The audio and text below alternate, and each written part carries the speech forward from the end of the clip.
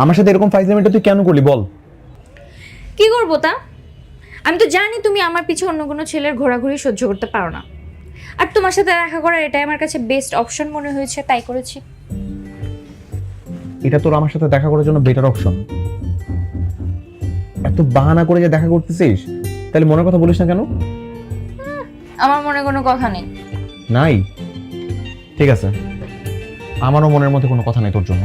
নেই যখন তখন এই যে আমার পিছে ছেলেরা ঘুরে, এগুলো দেখে সহ্য করতে পারো না কেন? হ্যাঁ, মনের মধ্যে ঠিকই আছে কিন্তু মুখে প্রকাশ করতে পারো না, এখনো সময় আছে, বলে দাও।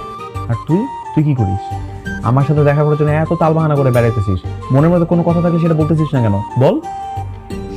দেখো, আমার পিছে কিন্তু ছেলেরা লাইন ধরে আছে, আমি যখন তখন যাকে তাকে ইয়েস বলে দিতে পারি। জানা আছে আমার, ওই কাও মার্কা রিক্সাওয়ালা তোর পিছনে লাইন মেরে থাকে, জানি। ভাইয়া, ওই যে বিয়ে বাড়ির ওই বেআইটার কথা মনে আছে?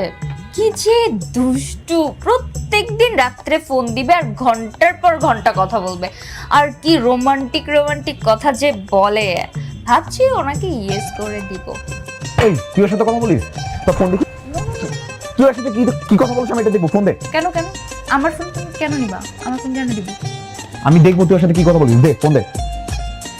বাবা, এই যে দেখছো জেলাসি, কি অবস্থা, জেলাসি ঠিকই আছে আবার স্বীকার করে না।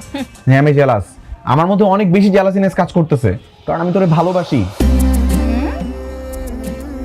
হুম হুম, এই যে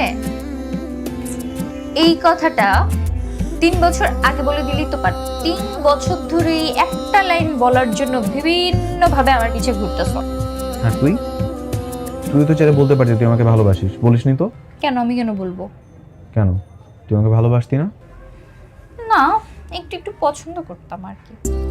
তাহলে এখন বল তুই আমাকে ভালোবাসিস? মাত্র তো প্রপোজ করলাম, একটু ভাবি, ভেবে দেখি তোমাকে ইয়েস বলবো নাকি নো বলবো।